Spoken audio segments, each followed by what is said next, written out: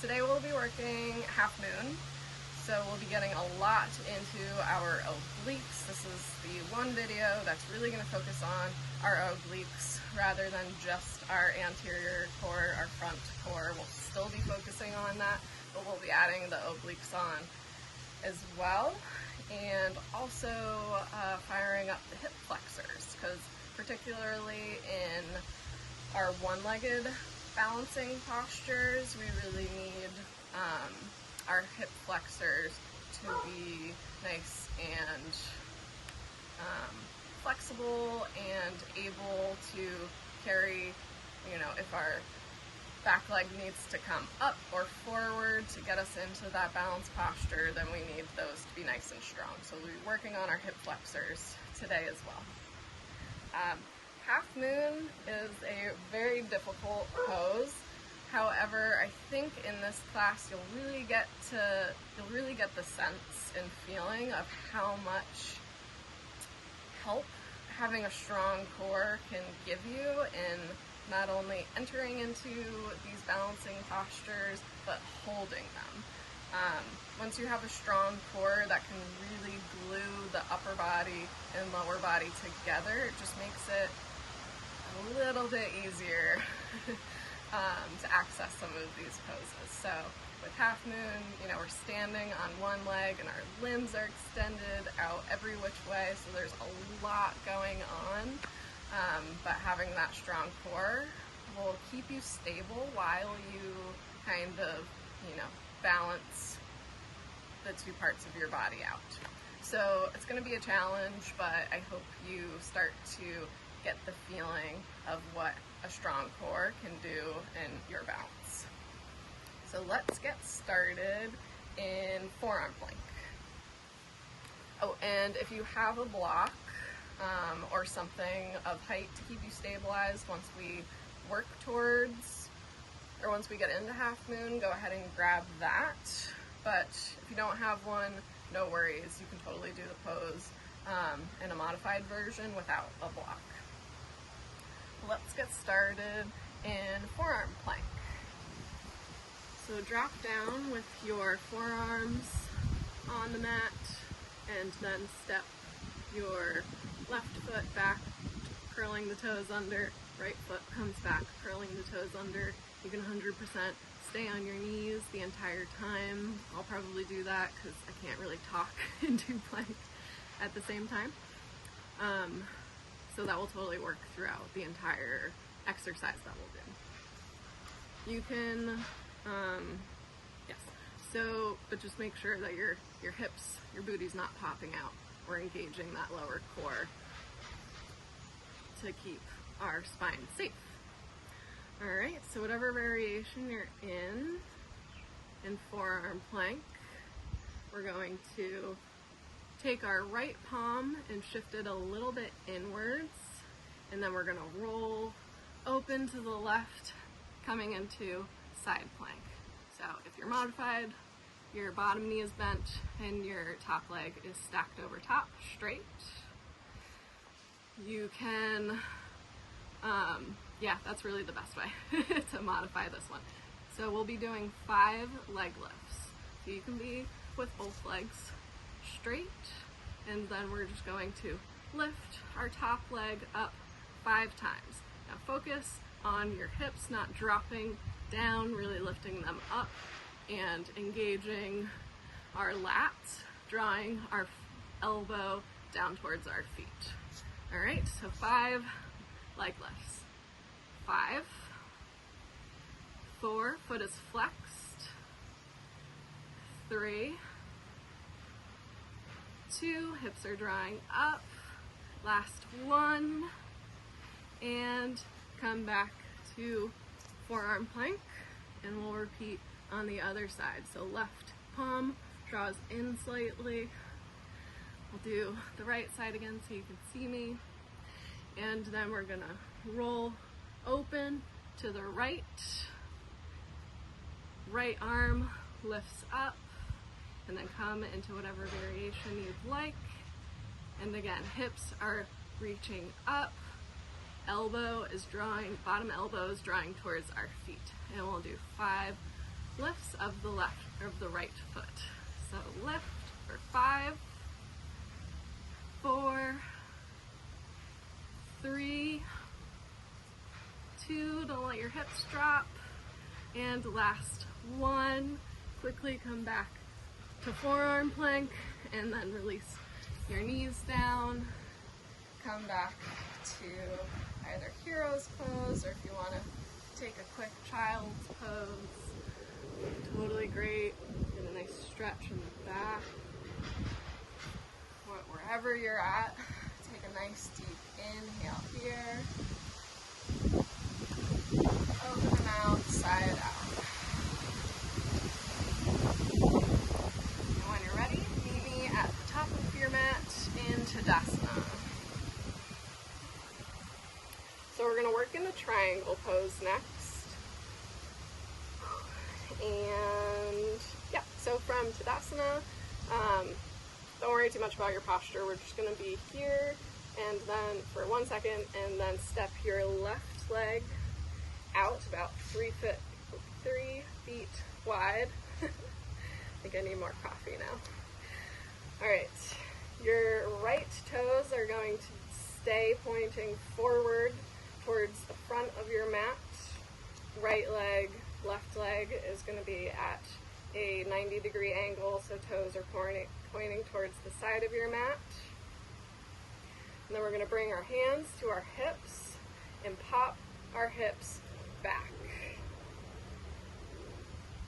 So our left hip should be popping out quite a bit. You'll notice that starts to shift our upper body forward, which is what we want eventually. But before we get there, we're going to engage the lower core. So pulling our belly button in, knitting our bottom 3 ribs in, engaging the legs, pulling the inner thighs together so you can create that sensation. You're really creating the sensation as if you're dragging that top foot back towards your back foot and meeting the resistance with your back foot. So really feet drawing, entire inner parts of our legs are drawing together, and that'll just help keep us stabilized. And then our arms are going to reach out, and we're going to reach our right hand forward, and if you can maintain that core engagement, drop your right hand towards your right foot, go for it.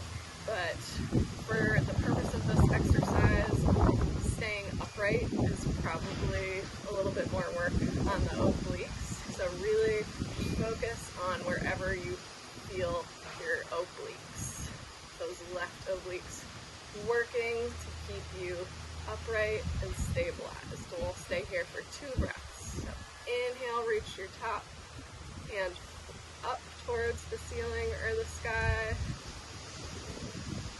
Exhale, maybe engage the core a little bit more, flatten the back. 1 more inhale, reach long. And exhale with as much control as you can, keeping the inner thighs spinning towards each other. Come up, back to center. And then we're just going to flip our right leg, our right foot to 45-degree angle, pointing towards the side of our mat, and our left toes are going to turn out towards the back of our mat. And we're going to repeat on the other side.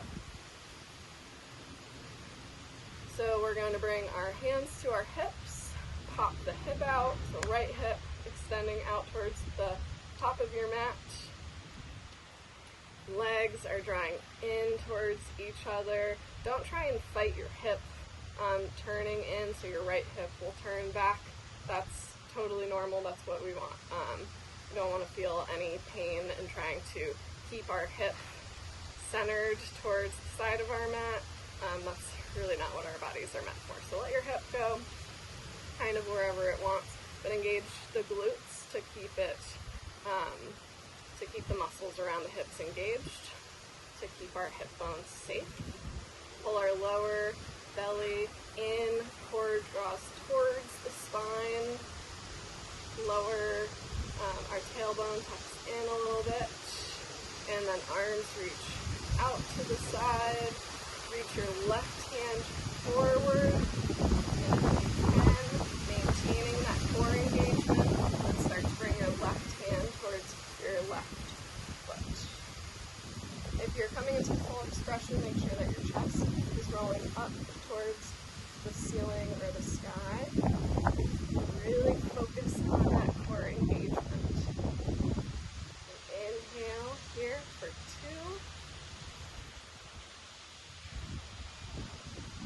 Last one, reach that arm up. Draw the inner thighs together and exhale, come all the way up to center. Go ahead and step to the top of your mat in Tadasana, and we're finally going to get into half moon.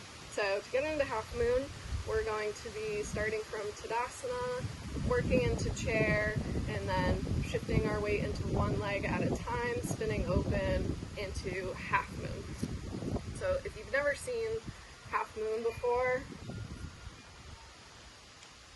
this is what we're going for. Alright, so again, we're balancing on one leg, arms are extended out every which way, there's a lot going on, but if this is your first time coming into it, then kind of being even here, where we're kind of in a side angle, you know, a triangle with a bent front leg, that's totally fine. What we really want to work is our obliques, so you'll still feel it here. Alright, so grab your block if you'd like that for support.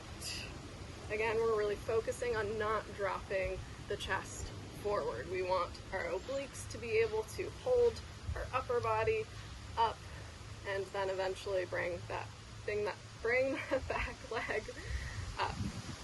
Alright, so from Tadasana, our feet are hip width distance apart, legs are engaging, kneecaps are pulling up towards the hips, glutes are engaged, lower belly is pulling in, tailbone slightly tucks, lower ribs are knitting in, our chest is slightly lifting up, and our hands are down by our side. And to come into chair, we're going to sink our seat, our hips back down, knees are pushing outwards, and then make sure you can still see your toes in chair. So we don't want our knees coming too forward. And for this exercise, just keep your hands, or bring your hands to heart center. And then we're going to shift our weight into our right foot, coming onto our left toes, and spinning open, just like we did in side plank, coming into half moon. And here, we're going to stay here for quite a while, so 5 breaths, and really focus on your obliques first. So engage the core, our left hip is spiraling open. Wind is giving me a run for my money. Our arms are extending, left arm reaching towards the ceiling or the sky, right arm is either on a block or maybe you're in side angle and it's resting on your knee, but you should be able, even here, to pop that arm up. Our left leg is flexed.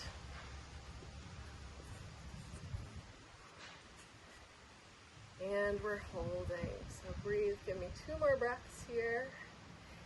Inhaling, reaching the crown of the head forward, reaching equal energy out through the back heel. And 1 more deep breath in, and exhale, slowly come back up. All right, we're going to do that 1 more time on the other side. So I'm going to come to the back of my mat, so I'm still facing you, but from the top of your mat,